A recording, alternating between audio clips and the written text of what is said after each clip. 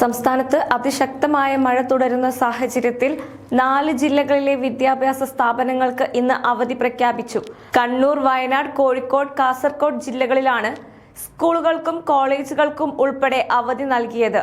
വടക്കൻ കേരളത്തിൽ മഴയുടെ തീവ്രത വർദ്ധിച്ചതിനെ തുടർന്ന് വയനാട്, മലപ്പുറം, കോഴിക്കോട്, കണ്ണൂർ, കാസർഗോഡ് ജില്ലകളിൽ ഇന്ന് റെഡ് അലർട്ട് പ്രഖ്യാപിച്ചിട്ടുണ്ട്. അതിതീവ്രമായ മഴയ്ക്കും മണിക്കൂറിൽ 50 കിലോമീറ്റർ വരെ വേഗതയിൽ ശക്തമായ കാറ്റിനും സാധ്യതയുണ്ടെന്നാണ് കാലാവസ്ഥാ വകുപ്പിന്റെ മുന്നറിയിപ്പ്. നാളെ മലപ്പുറം, കോഴിക്കോട്, വയനാട് ജില്ലകളിൽ റെഡ് അലർട്ട് തുടരും. പത്തനംതിട്ട മുതൽ പാലക്കാട് വരെയുള്ള 6 ജില്ലകളിൽ ഓറഞ്ച് അലർട്ടും തിരുവനന്തപുരം, കൊല്ലം, ആലപ്പുഴ ജില്ലകളിൽ യെല്ലോ അലർട്ടും പ്രഖ്യാപിച്ചിട്ടുണ്ട്. മഴ ശക്തമായ സാഹചര്യത്തിൽ വയനാട്ടിലെ പ്രധാന വിനോദസഞ്ചാര കേന്ദ്രങ്ങളായ കുറുവ ദ്വീപ്, സൂചിപ്പാറ വെള്ളച്ചാട്ടം, ചെമ്പ്ര പീക്ക് എന്നിവിടങ്ങളിലേക്കുള്ള പ്രവേശനം താൽക്കാലികമായി നിരോധിച്ചു.